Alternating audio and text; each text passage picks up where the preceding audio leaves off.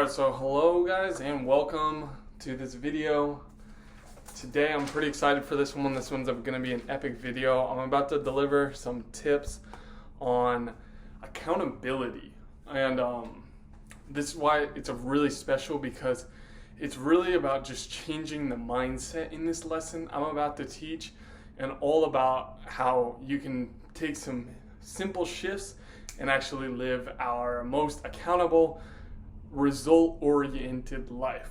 So if you're struggling to get results in your life, if you're struggling to stay accountable on things, or if you just feel like you're struggling to make progress in an area of your life, then you're going to learn a lot from this video, and it's going to provide a lot of value in your life.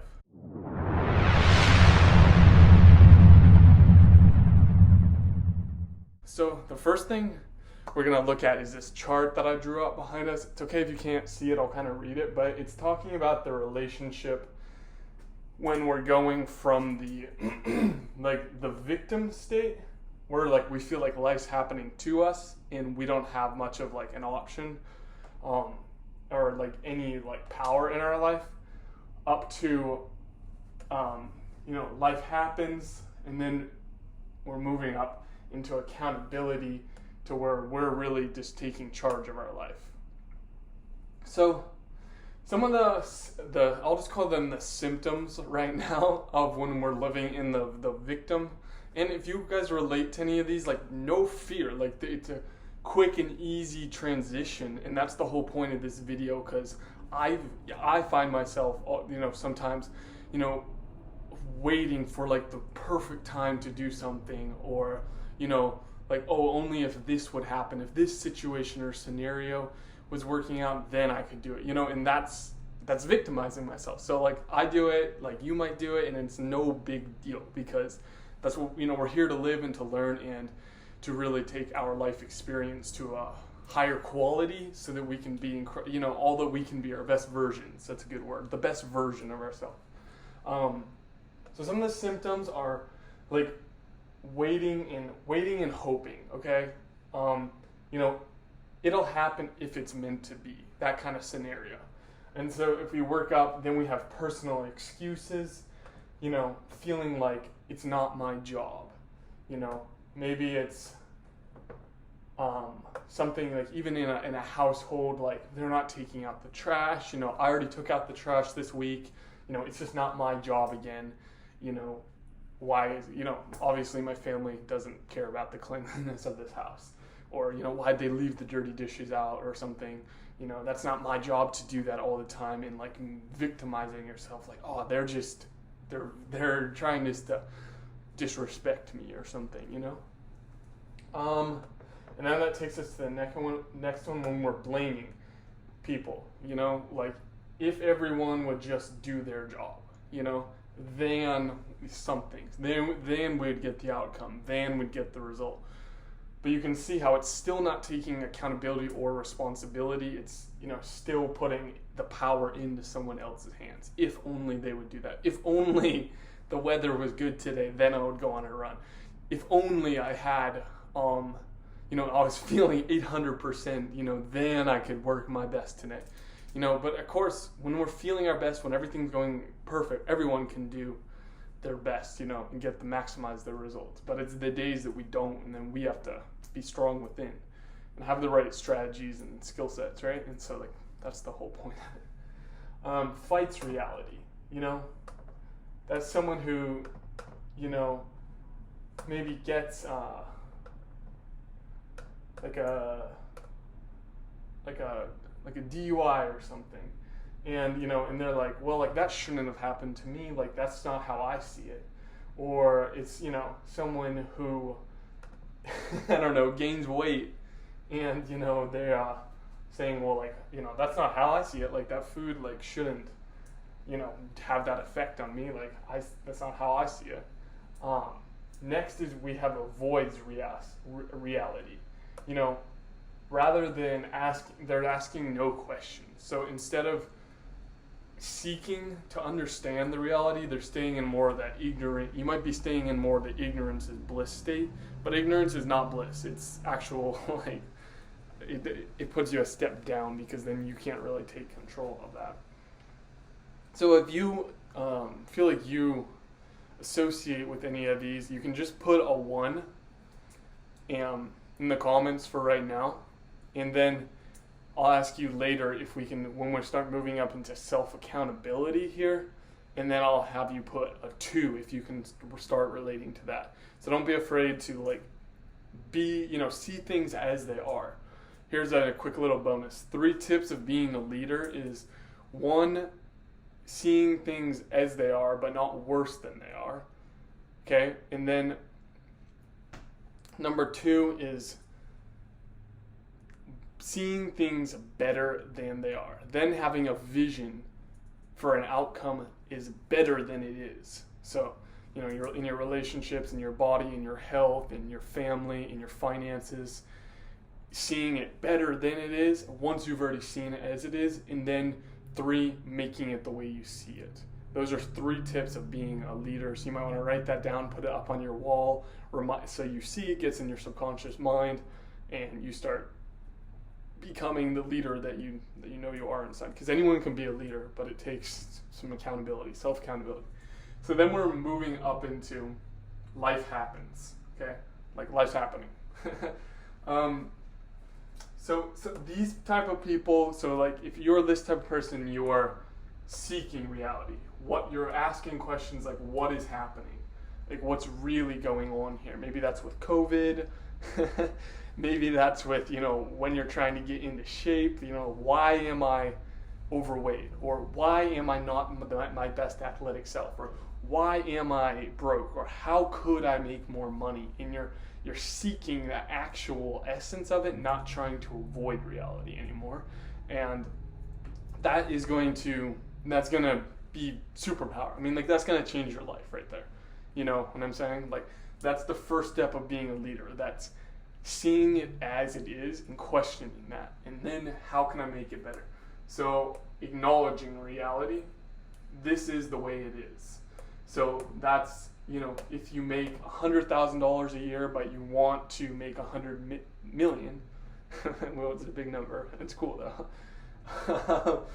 Then you're like, this is the way it is. I'm making $100,000 a year. Like, this is the way it is.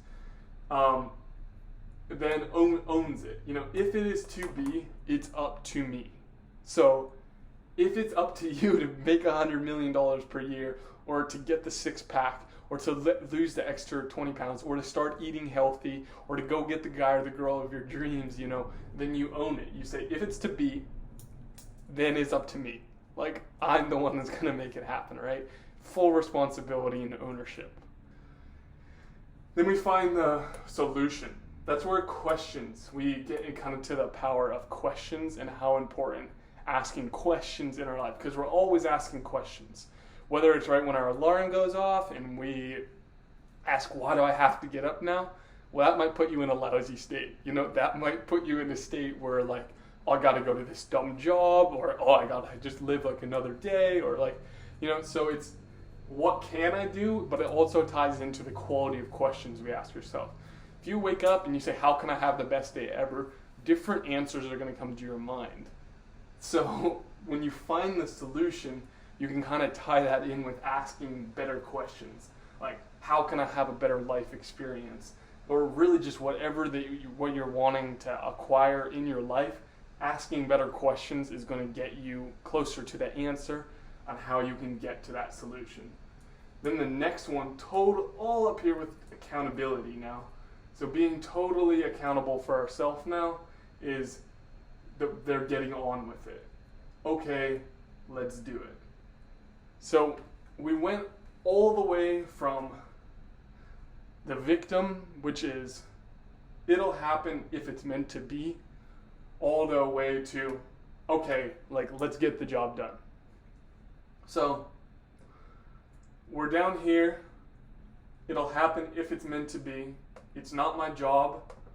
If everyone would just do their job, that's not how I see it. Still not asking any questions. Then we're getting up into here, into accountability. This is how to make our life the way we see it and the way we want to see it. What's really happening here?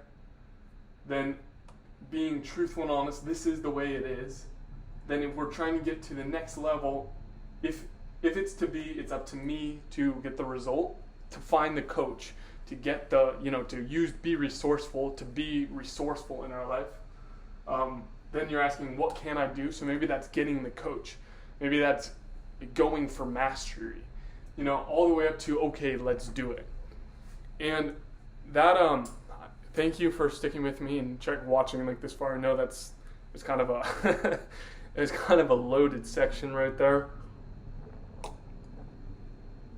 But to tie this off just a couple more minutes, we're going to look at some of the main things. So if we look at one major thing, if we're going for mastery in any area of our life, if we're going for, financial mastery, relationship mastery, health mastery, or whatever the one thing is that's most important to you, like your purpose in life, whatever that is, if it's serving humanity, if it's being the best mechanic possible, if it's being the best yoga teacher, if it's being the best life coach, then we're going to have to look into a couple areas of our life.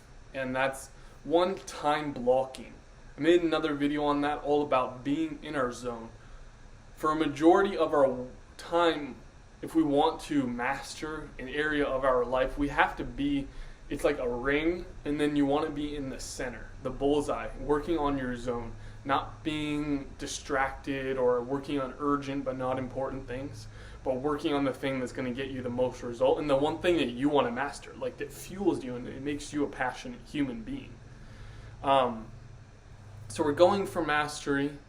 And another thing is modeling success. When we're going for mastery, someone's probably done it already. You know what I'm saying? If you want to be a pro athlete, someone's done it. Model that success. Someone's already been a millionaire. Someone's already coached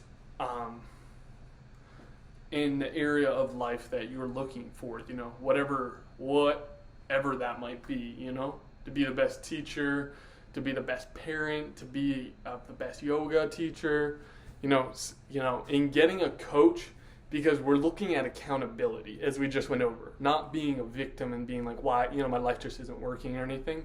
It's all about seeking and being resourceful. So if we have a coach, we look at how that person is going to keep us accountable and help us develop the skill sets to get to where we want to be in our life.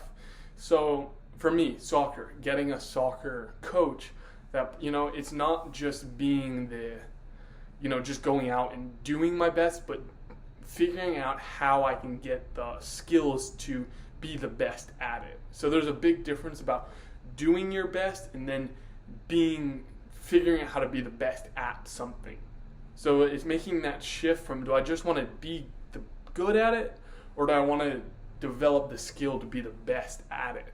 And when we're the best at something, that's when we're going to be able to make the biggest impact, whether that's helping out other people, whether that's providing a good income for our family, a higher quality of life, doing the fun things, owning the lake house, going out on the jet skis, being able to spend time out in nature with your family, or just going on runs in the morning because you've set time aside for that to have a higher quality of life.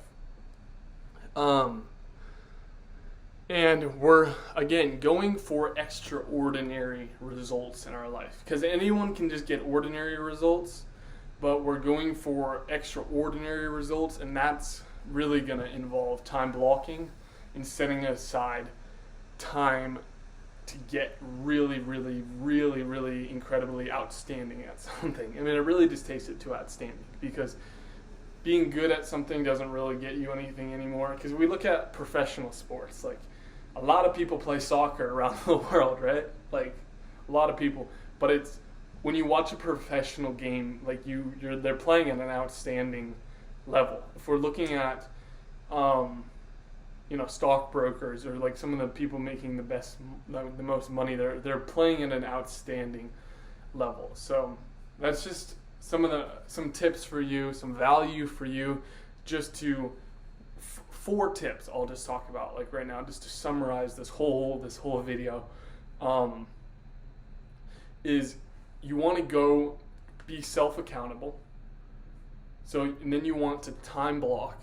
So you want to set aside maybe 3 hours like a day of uninterrupted time for you to develop and work on your skill.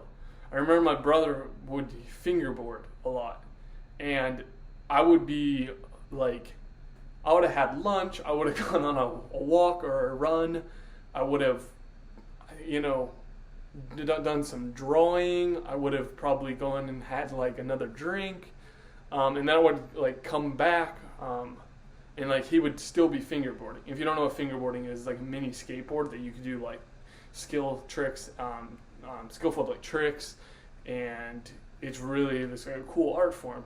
But like he would spend like 3 to 4 hours like at a time at it, so he got really really good, like professional level. And like that's how you do it, because he spent so much time on that one thing, even if it wasn't going right. It wasn't the entrepreneurial thing of just, it was purposeful. It wasn't just I'll do this until, I've reached my like limit. It was like I'm gonna be purposeful and achieve this trick, and then I got that one. Okay, so now I'm on to like the next level. So you can start to see when we dedicate 4 hours a day, pro athletes 3-4 hours a day minimum are pretty much set on just developing your skill, like at least 5 days a week. So that's like 250 hours a week, I think, or I might have messed that up. I think so. But put it in the comments if you know exactly. And so that's how you get really good. Pressing past when it's not fun or maybe doesn't feel good anymore. Like I said, you need to do certain things that spark you and give you like energy, but that's how you're gonna go and get extraordinary results in your life.